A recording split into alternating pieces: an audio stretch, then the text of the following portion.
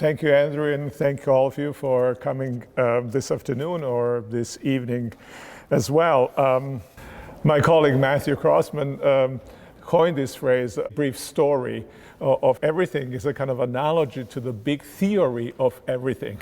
And in a sense, Christian theology, I think, operates with something like a big story of everything into which particular visions of aspects of our lives, including home, are to be understood.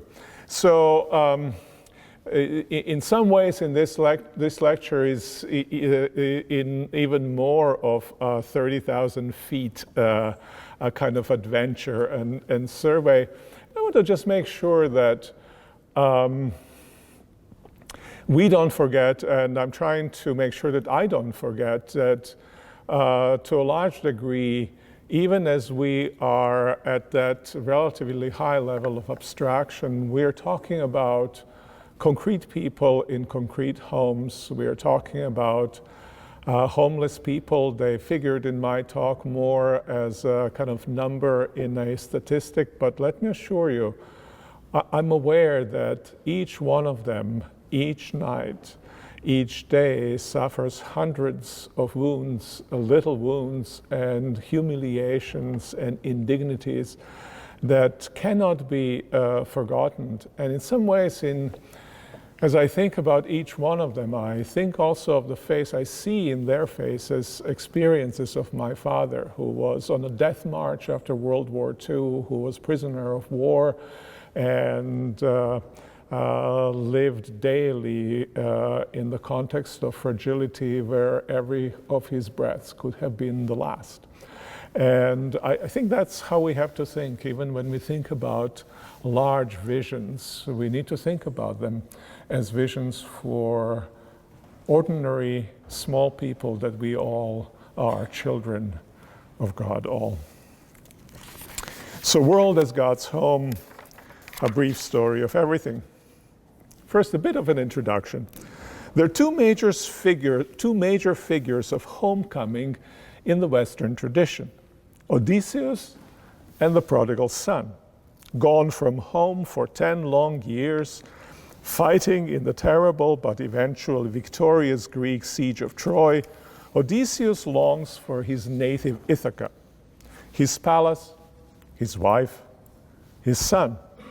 He yearns to return home, but unfavorable winds and the angry sea god Poseidon thwarts his plans, and Odysseus must spend another 10 years wandering on the way. What drew Odysseus from his beloved home was conquest, spoils, and glory, but above all, solidarity with the king Menelaus of Sparta. For Paris, the prince of Troy, had abducted Menelaus' wife, the beautiful Helen. Odysseus leaves home discharging his duties as a king. There's nothing about home that pushes Odysseus away.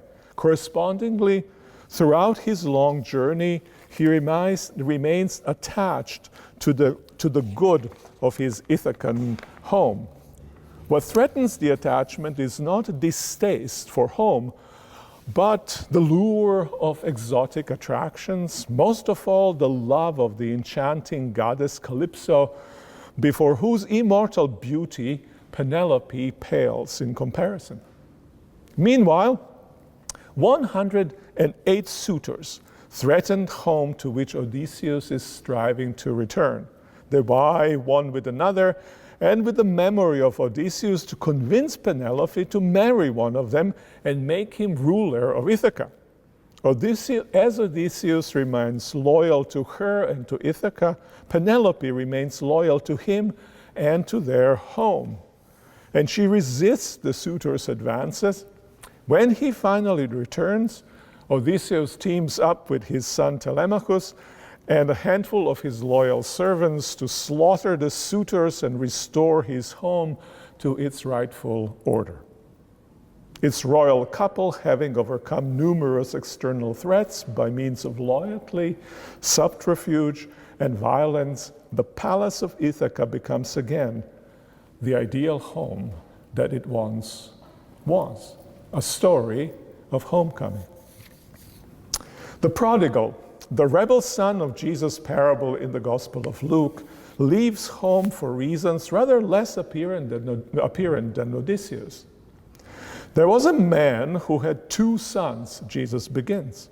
The younger of them said to his father, "Father, give me my share of the property that will belong to me." So he, the father, divided his property between them.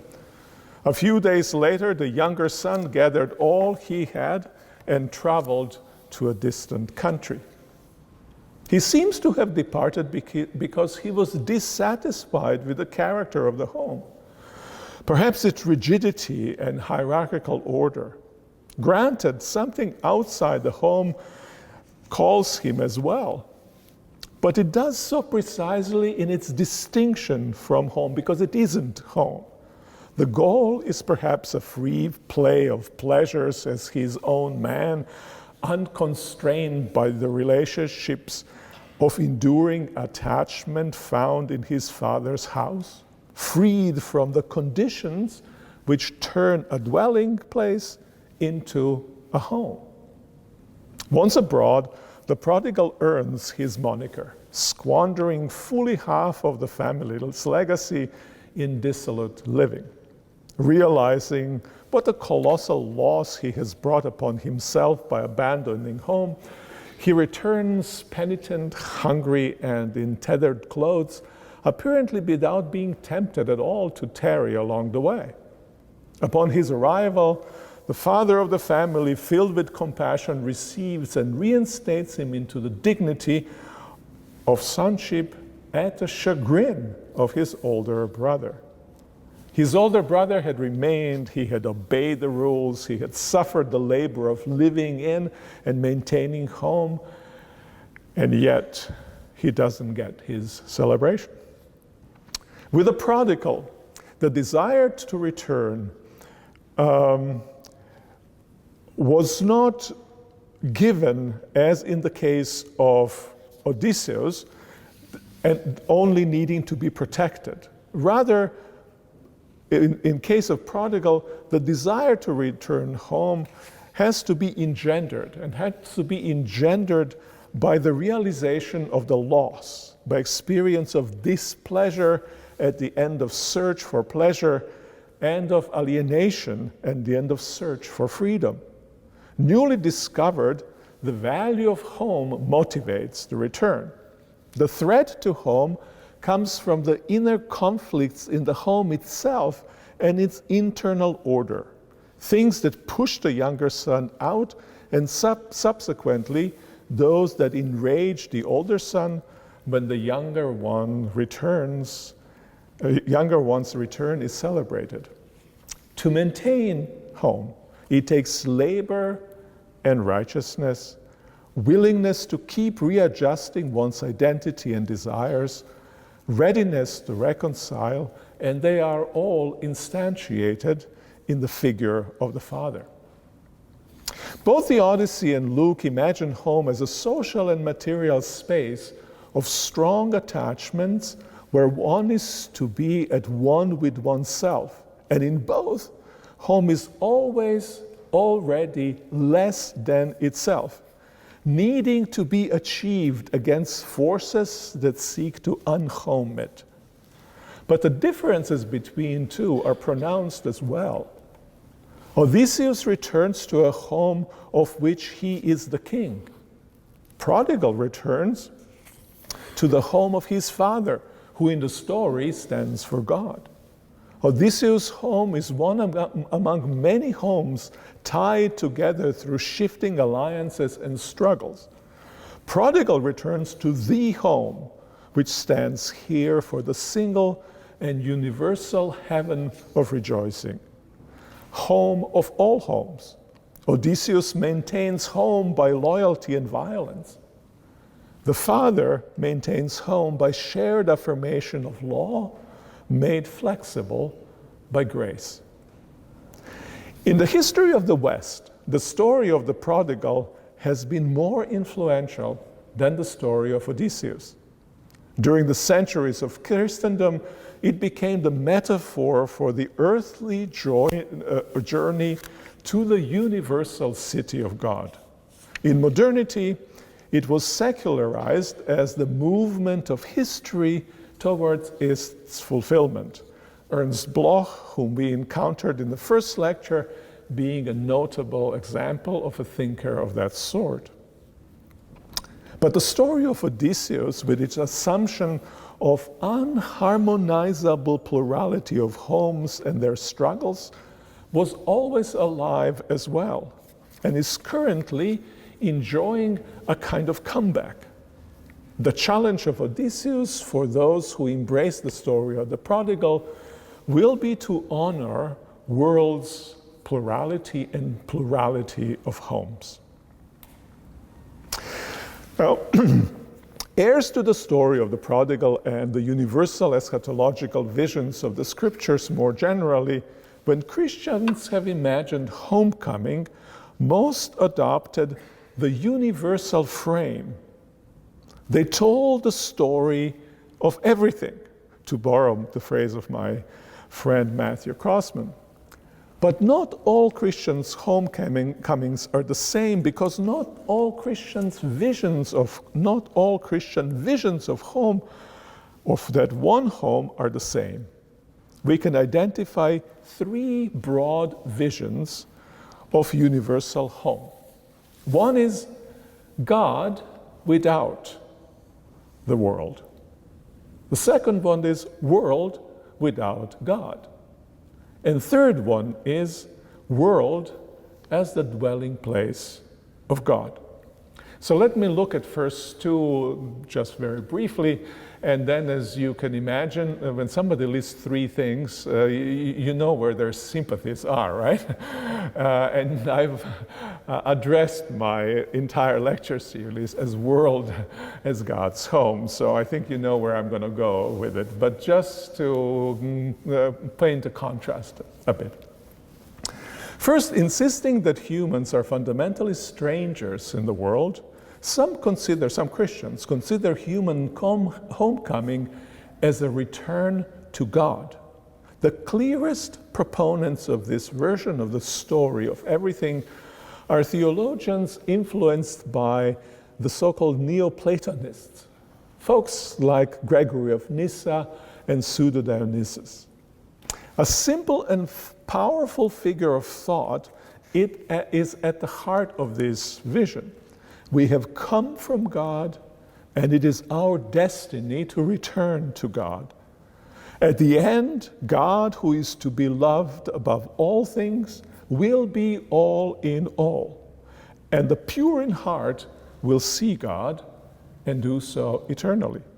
Dionysius, whose writings introduce this so-called exitus reditus theological pattern into Western theology, presents the idea very concisely. He writes, "Truly God has dominion over all, and all things revolve around him, for he is their cause, their source, and their destiny. He is all in all, as Scripture affirms, and certainly he is to be praised as being for all things the creator and originator, one who brings them to completion, their preserver, their protector, and their home, the power which returns them to itself." It's a beautiful text. The earthly, I'm starting almost to believe it as I write now. The earthly world for thinkers of this stripe is at best a road sign that points the way home to God, and at worst a distraction that keeps us away from journey. In their image of the end, little room is left for any creature, let alone for the earth. In the course of modernity, a drastically different vision of homecoming would occasionally acquire prominence and then disappear into secularity. Its most consistent proponents, secular Christians and theologians of the death of God, claim that the world is our only possible home, and held that we can and ought to get along in our homemaking here and now quite well without any reliance on God. In his prison writings, Dietrich Bonhoeffer made some enigmatic remarks that God would have us know that we must live as men who manage our lives without God, in a world come of age. And he called for something like religionless Christianity. Now, secular theologians grabbed hold of the idea and called for a Christianity that would leave God out of the picture and devote itself to the worldly life.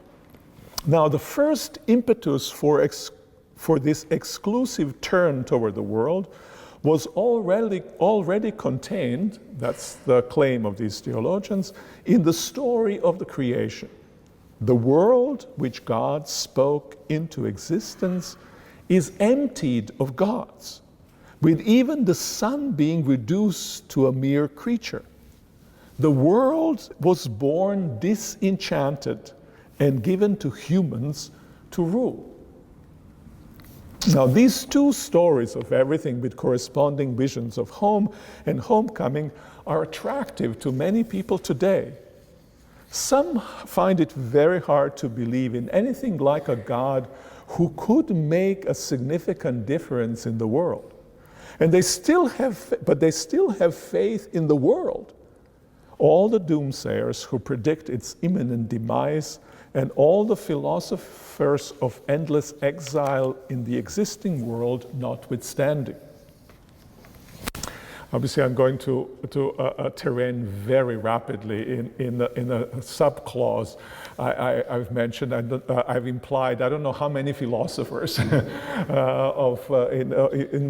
writers in the modern period. So bear with me, kind of this dizzying speed. I'll slow down a little bit later on. So they embrace a vision of a Christic kind of love and are happy to see it freed from the straitjacket of implausible metaphysical constructs, unnecessary baggage that comes with the belief in God. That's what's something. Others, however, find it easier to believe in God than to have faith in this world. They have no confidence that humans are capable of establishing an artificial order that resembles anything like home. For them, the world is a place of irremediable exile, and God is our only true home. For us, belief in God, for me and my co-author and collaborator here, belief in God, more precisely, belief in rightly understood God, and belief or faith in the world, more precisely, a properly imagined world, these two things belong together. The most compelling Christian story of everything unites the two in the vision of the world as a dwelling place of God. The story the Bible tells of God, creation, redemption, and consummation is not one of humans who, after a soul-crafting sojourn on the planet, leave the world behind to return to God. Neither is it a story of humans who, having grown into maturity with God's help, leave God behind to thrive in the world on their own. The true story of everything is rather the one where the unity between God and the world, their estrangement and reconciliation, it's a story of God's coming to dwell in the world, which precisely by being God's home is the true home of humans as well. The key images in the story are creation and temple. Now, many interpreters have noted literary correspondences between the first chapter of Genesis, which tells of God's creation of the world, and the last chapters of Exodus, which tell of Moses building the tabernacle so that God could dwell among the people of Israel. These literary correspondences suggest a substantive parallel. The tabernacle is depicted as the world, and world is depicted as the tabernacle. The tabernacle or temple is conceived as a microcosm, a miniature world, and the world, idealized, protological world, is conceived as macro temple, the palace of God. But the two aren't just parallel, one mirroring the other. Implicit in the text of Genesis and Exodus as a literary unit is that cosmogony, is that how you pronounce it? Cosmogony? Not cosmology, that the creation of the world, something like that. it is a word, but my English is sometimes limited and I can't quite pronounce it properly. The creation of the world is a prelude to temple building. The world, the heaven and the earth are not complete until the sanctuary has gone up. Now, this idea of the temple completing creation is not unique to Israel. In Babylon, the crown of Marduk's creation was his temple. In Egypt, temples stood on the primal mound that first emerged from the primal flood. Now, what's unique about the relation between temple and creation in the religion of Israel is this. Between the original creation and its completion lies a long history,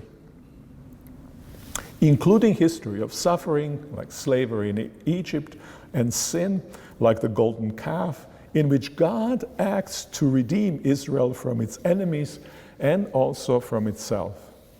It takes history, a process of creative and redemptive transformation, to complete the world as the site of God's presence, making the world into a home of God, and in this way also into a true home for humans, is not just a primal event, but a historical project. Jumping now centuries. In the Gospel of John, a major shift occurs in the way God comes to the world. And the Word became flesh and dwelt among us, and we saw his glory, glory of the only begotten from the Father, full of grace and truth. Now here the Word, who was with God before all beginnings, and who was God, the Word through whom all things came into being, and in whom is light and life of all living things, that Word came to live among humans by dwelling not in a temple, but in a concrete human being, Jesus of Nazareth. John's language explicitly evokes the tabernacle of Exodus. In Jesus Christ, the word tabernacled among us. Correspondingly, later in John, Jesus is figured as himself as a temple, an indestructible temple that will be destroyed but will be resurrected as well. As in Exodus, where the glory of the Lord filled the tabernacle upon its completion, so in John, divine glory is visible in Jesus. But unlike in Exodus or anywhere else in the Hebrew Bible, in John, God indwells human flesh, and divine glory shines forth from the God-indwelled person. In Jesus Christ, God becomes incarnate. Now, what that means, I think, is that Jesus Christ is how the world looks when it has become a home of God. A qualification is necessary, however. Earlier in the prologue of John's Gospel, we read that by becoming incarnate, the Word came to what was his own, but that the members of his own household, the world, neither recognized nor received him.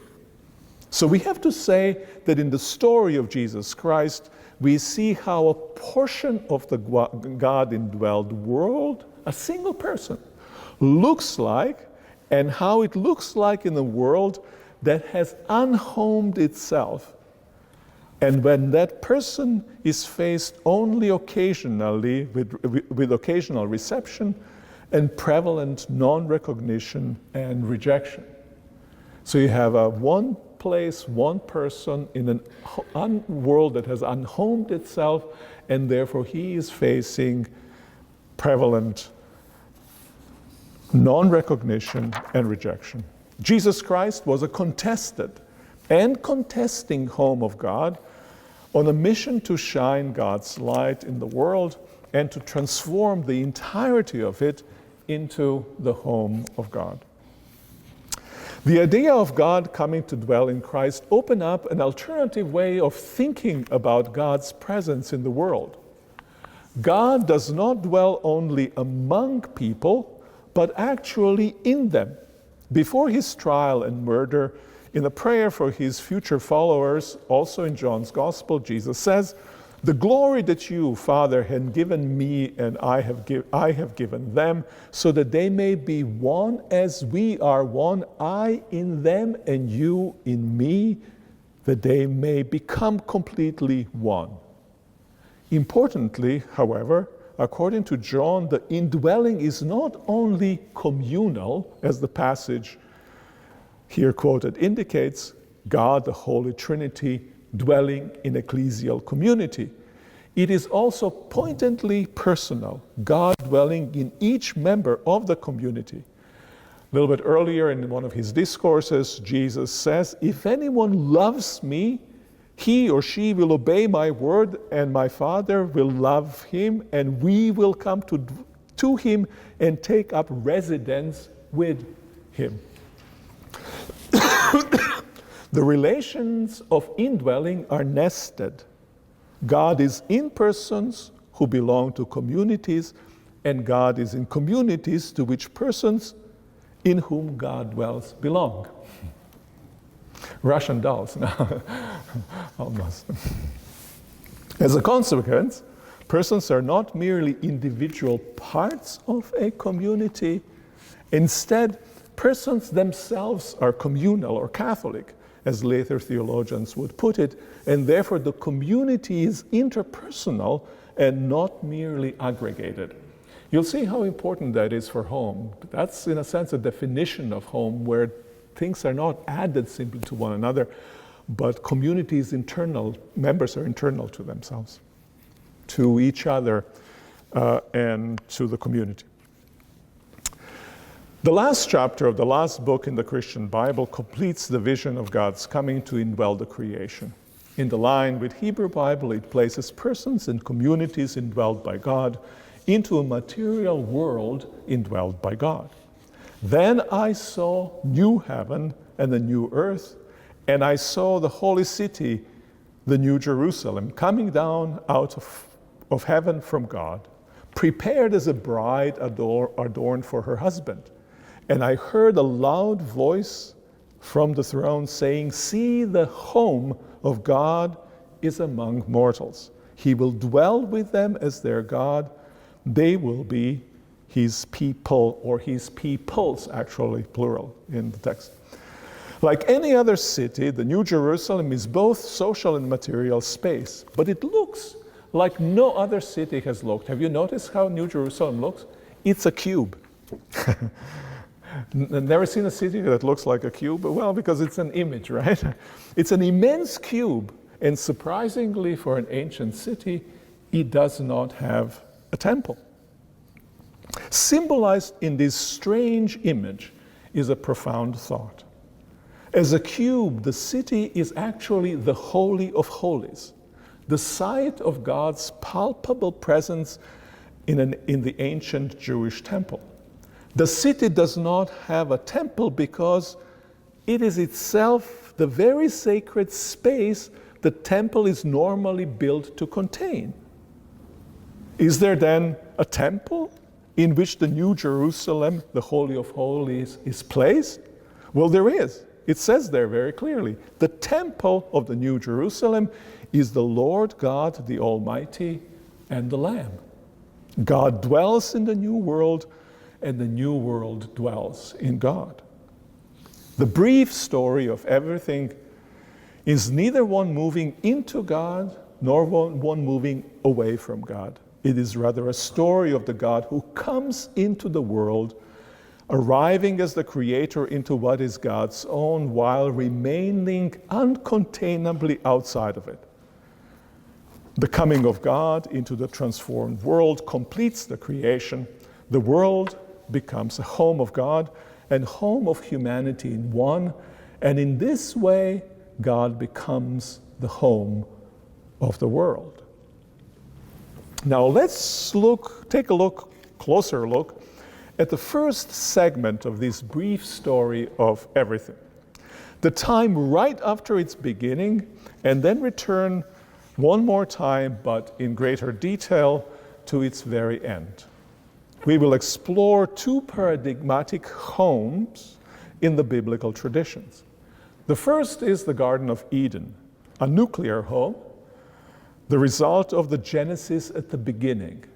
The second is the New Jerusalem, the terrestrial home at the end of history, or, if we were to use Bloch's idiom, the result of Genesis at the end. As we noted earlier, in the Hebrew Bible, the original creation of the world and its completion in the building of the temple, the two things are separated by history. Expulsion from the Garden of Eden, Cain and Abel, and all the rest. But the separation of the two applies only if we look exclusively at one strand of the composite final version of the text, the one biblical scholars call priestly. If instead we read the first chapters of the Bible one after the other, the way scholars and ordinary people alike read it through the centuries, we can identify the building of the temple right after God finishes the heavens and the earth. There are good reasons to think of Genesis 2 through 3 and Garden of Eden portrayed in Genesis 2 and 3 as a temple. We know that the temple in Jerusalem contained many motifs from the Garden of Eden, including the tree of life, menorah as the tree of life. This suggests that the temple was an attempt to recreate Eden. Temple was an attempt to recreate Eden, right? But constructing the temple as Eden makes sense precisely because Eden was originally conceived as a temple. It is not just that in the garden one could hear the sound of the Lord God walking and converse with God at the time of evening breezes. That's a cool time to go to church, right? Right? And cool place to be there. It is above all because in their ordinary work, Adam and Eve were imagined as priests. The words used to describe their work in the garden, to keep and to till, are repeated only 3 times as a phrase elsewhere in the Bible, and in each case are better translated as serving and protecting because they refer to the tasks of Levites in the temple. In the Garden of Eden, the temple, the entire inhabited world, and the home of a single family are one and the same primal reality. The biblical description of the first human home is, of course, highly idealized, and just for that reason, extremely important. It contains a normative vision of home. By talking about the first home, we are actually talking about our home, each of our homes. The garden is a material space whose purpose is to house a social space. God plants it as a habitat for humans. God forms Adam from the dust of the ground, animates the human with the breath of life, and only after he has planted the garden, and he puts him into the Garden of Eden. In the garden, Adam and Eve belong together. They're flesh from one flesh. In creating Eve from Adam, who was alone, God creates key elements of a home for both of them. But the two are not just in the same space together. They delight in each other's sight and feel at home with one another. Uncovered and unconcealed, they know no shame because they fear no disdain. As partners, they cooperate in serving and protecting the garden, a work in whose purpose there seemed to be no opposition between their own good and the good of the garden. They're keeping and protecting the garden, serving the garden, right? Though it has benefit for themselves as well. As a material space, garden is clearly cultivated, but it is imagined as a garden of trees, perhaps orchard and forest together, and therefore nothing like a highly cultivated modern vegetable or flower garden. The line separating it from the untouched nature is blurry. Still, the human work of serving and keeping, uniting in itself intelligence and will, keeps it a home by generating a specifically human order within that natural environment. What is striking in the description of the garden, however, is not so much the demarcation of home from the earth, but its integration into it. The boundary line between home and non-home notwithstanding, nature is inside and not just outside the home, most concretely in the form of the river that flows out of Eden through the garden and then in 4 branches into the rest of the world. This is only fitting because human beings, the priests in the temple, are earthly creatures themselves with God's breath in them. Their bodies are formed out of earth. Moreover, the earth itself is portrayed not as a mere object to be manipulated for human needs, let alone a dead object, as significant strands of modernity do. Rather, the nature exerts agency of its own. Creation exerts agency of its own. Streams arise, trees grow. You can see that also in Genesis 1. Michael Welker has made a lot out of this in some of his writings. As a material space, the garden grows out of cooperation between God, the heaven and the earth, and human beings. Home, we have noted in first lecture, is not a thing, but a relation. To feel at home, I have to relate to home as my home. First, to feel at home, I must cognitively and emotionally map, render known and familiar the material and social space of home. That's what Adam does in naming the animals, and presumably, I think, everything else in the garden. In giving them names, he sets himself in relation to them. They come to exist not just in themselves, but also in kind of non-instrumental way for him. As such, they can speak back to him, even when they are incapable of actually saying anything. Recall the paintings in my house. They speak. So everything speaks to Adam. Second, naming objects does not suffice to create a home. Attachment to things and people of the home are necessary as well. To form a home, a man leaves his father and mother and clings to his wife. Such mutual clinging, whether expressed in sexual union or in special affection and delight, is what holds the home together as both social and material space. Without it, the home is undone. From within, it either dissolves or turns into its own shell. Desire both makes and unmakes home. Adam's home and any other home. So let's stay a little bit with the desire. With the help of a crafty snake, desire for the fruit of the forbidden tree, the tree of knowledge of good and evil, undoes Adam's and Eve's home. Reaching for the forbidden tree, they desire to be what they recognize that they're not, meaning like God, or wise, or wiser than they are. In other words, they desire to be a better self they think that they could be. They also desire not just to be something that they're not, but also to possess what they recognize that they do not have. A beautiful and tasty fruit. In other words, a better object.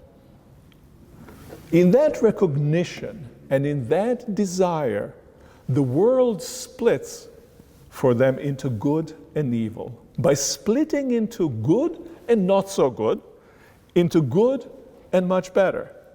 With that distinction, the possibility of shame is also born. Either of them could fail to measure up in their own eyes or in the eyes of another. But being ashamed is mostly seeing oneself as failing to measure up by internalizing perspective of others toward oneself as not measuring up. Dynamics of shame are really, I think, very interesting. That's why Adam and Eve put together makeshift clothes after eating the forbidden fruit, and that's why God, after expelling them from the garden, makes more permanent clothes for them. Before the fall, Eve and Adam were in the good, not knowing good and evil. After the fall, they can distinguish between the two. They've become thereby like God, as God explicitly says at the end of that story, brief story, mini story in 3:22. Like God, but with one important distinction. They are like God, but with one important distinction. For unlike God, in knowing good and evil, they cannot stay fully attached to the good. Desiring what they experienced as withheld from them by God, they distance themselves from the good that was given to them and from the one who gave it to them. In such a state, it is not good for them to eat of the fruit of the tree of life and live forever. And yet, the tree of life continues to be a promise and an object of hope. It is in the temple as the menorah, symbol of both life and light. From one angle, you can say the entire history of humanity's homecoming is the journey for being severed from the good by knowing experientially both good and evil, to the union with the good while retaining the ability to distinguish between the good and evil. Now, this is a little bit of an excursion into story of fall, which prepares for what I'm about to say. Genesis 3 is about losing home at its best. What does it have to say about being at home in history, in the time after the loss of the primal home and before the recreation of the eschatological one? In Genesis 3, the home is undone when its members experience it as not good enough. When Adam and Eve experience God as withholding some good from them to secure God's supremacy, when they experience themselves as hindered from becoming who they desire to be and enjoying goods they believe are available to them, they switch from delighting in what is home and orient themselves toward what home isn't. They cease longing for what they have, and their home dies for them, and a bit of them dies with their home dying.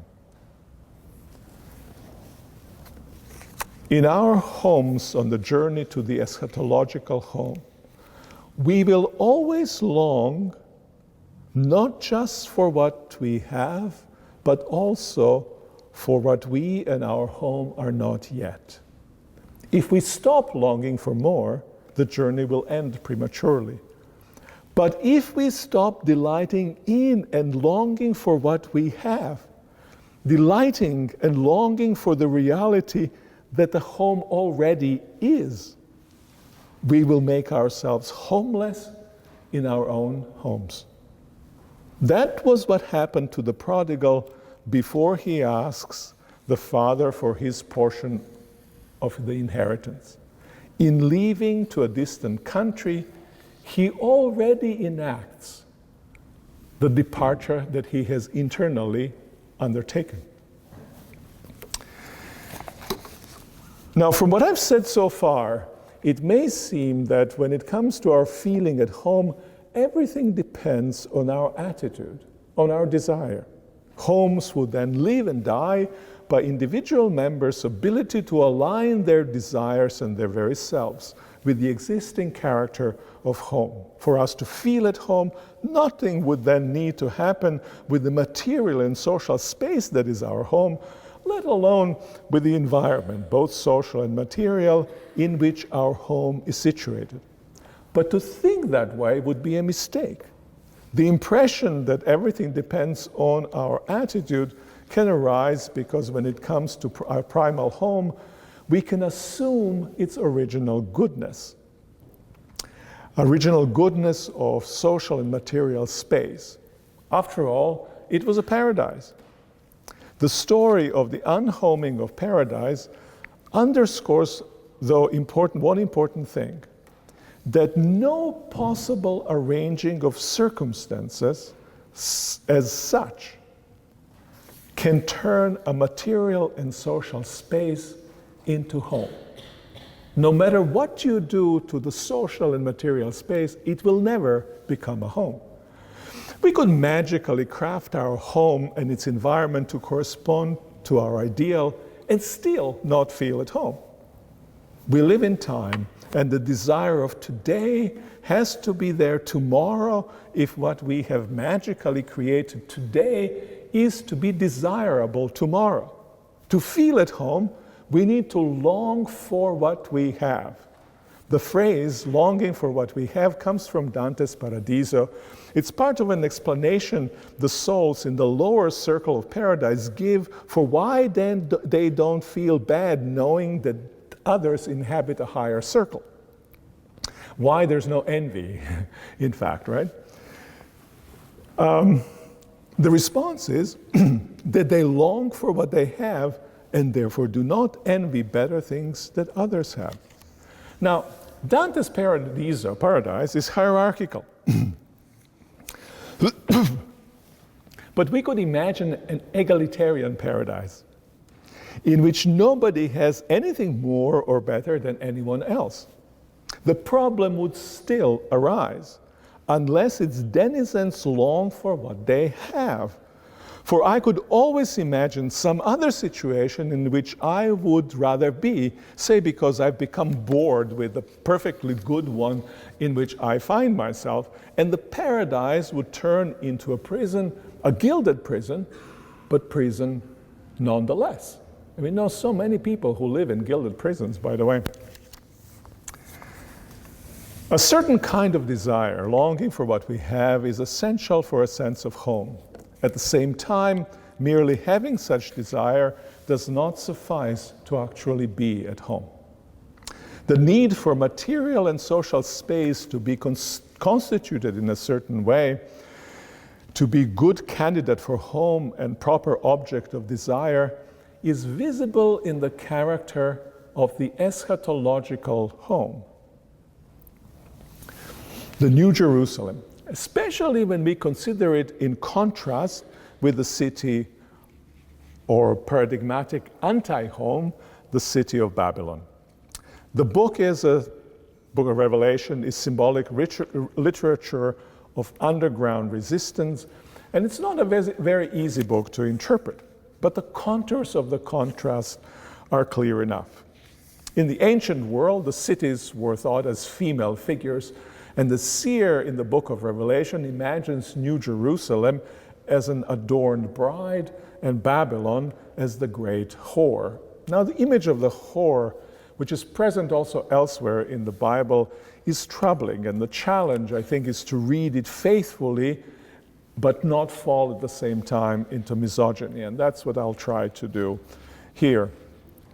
Though the plentiful mention of fornication suggests the sensuality gone wild, Seer's concern is more with politics, economics, and religion, and between the lines, with with ecology, not so much with sexuality.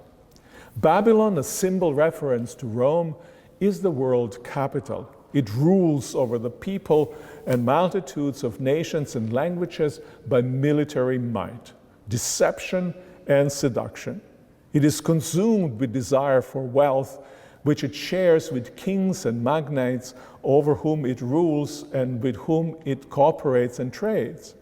The city is dressed in or fills itself with the finest of fine things, from gold to spices, from silk and scarlet to horses and chariots, from pearls and ivory to frankincense and wine, from cattle to slaves. But the rule and the wealth are not just about control and possession. They're also about glory. They're about splendor.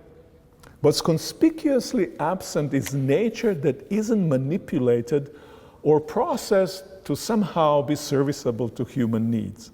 Everything in the city is manufactured and controlled, and even humans are hidden behind the glitter of artificiality that gives them fake glory. Decked in jewels and clothed in purple and scarlet, Babylon tolerates no alternative set of values besides the beastly obsession with power, wealth, and glory. In the golden cup of abominations, it holds in the golden cup of abomination, Babylon, or the woman imagined as Babylon, holds is the blood of prophets and saints. Babylon's throne is a scarlet beast full of blasphemous names, and she is doomed to become a dwelling place of demons. That's a very detailed and very evocative painting of a kind of a decadent city. In a contrast to Babylon is New Jerusalem, the home of God among mortals, humans. As we noted earlier, New Jerusalem is Holy of Holies. God dwells in it, and it dwells in God. Consequently, when God and the Lamb rule from the throne, they don't just rule merely from outside, they also certainly don't rule by military might or with the help of deception, but they rule from within the true selves of people in whom they dwell. This is to say that all people rule together with God, which is to say that no one rules over anyone. Nations are not subdued. They bring through open gates their gifts into the city. The city, too, is opulent, full of gold, crystal, precious stones, but nobody's getting rich by trading because everything is accessible to everyone. The water of life is available explicitly for free as a gift.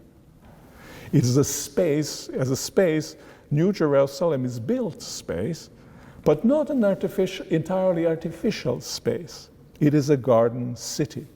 The river of water of life flows from the throne of God and the Lamb.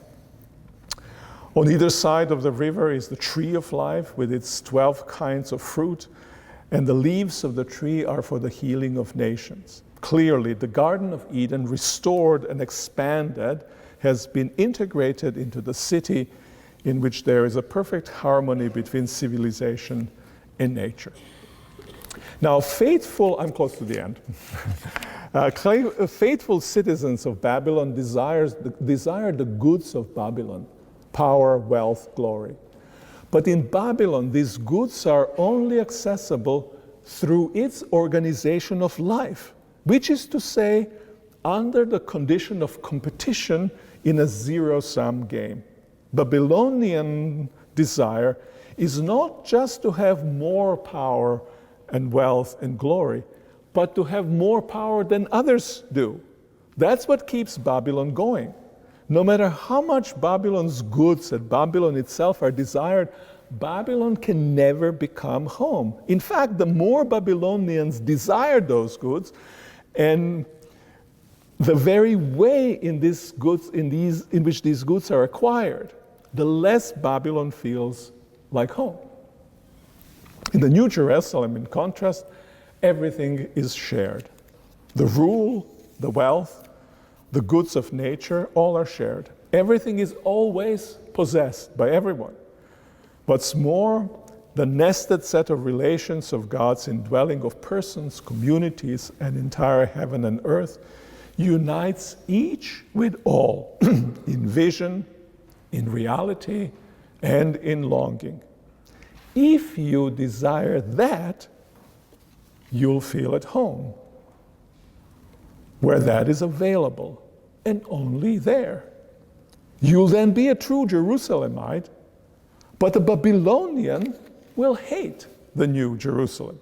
And living in the world, it would feel utterly homeless, imprisoned.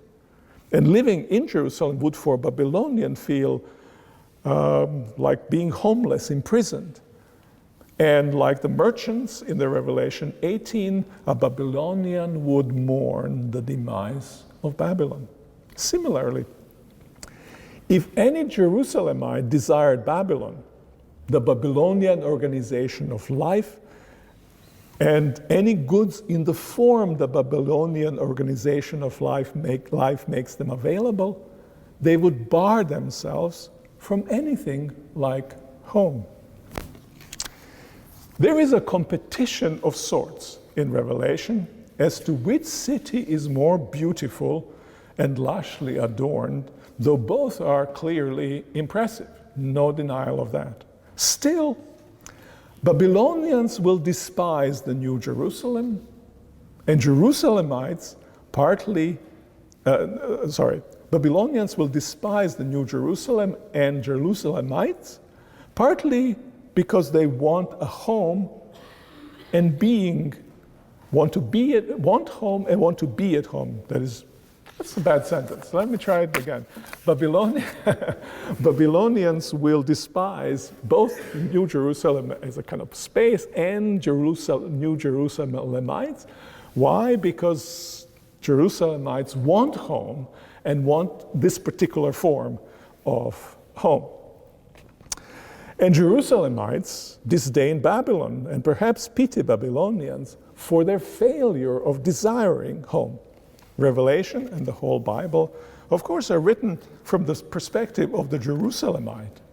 Had the Babylonian written it, Babylon's rival, the New Jerusalem, would have likely been the target of takedown and ridicule. Lots of literature that Babylonians have written about New Jerusalem, right, which exactly look like that, ridicule of the New Jerusalem. Let me finish. The contrast between Babylon and New Jerusalem and the contrast in attitudes of Babylonians and Jerusalemites toward each other is a reminder that the vision of home is a vision of life set in the context of the story of everything. The visions differ, often to the degree that moving out of one and into the other is not like walking through gradually changing patterns of vegetation, as one, say, climbs up a mountain, but like crossing a ravine. But there are significant overlaps as well. To many Jerusalemites, Babylonian way of life seems almost irresistibly alluring. Conversely, many self-proclaimed and practicing Babylonians have experienced more of the New Jerusalem than they like to admit, and all of them have longed for it, often without knowing.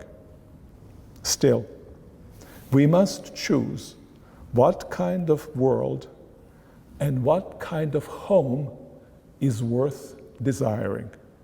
All of us, in fact, make that choice every day and almost every hour. Thank you.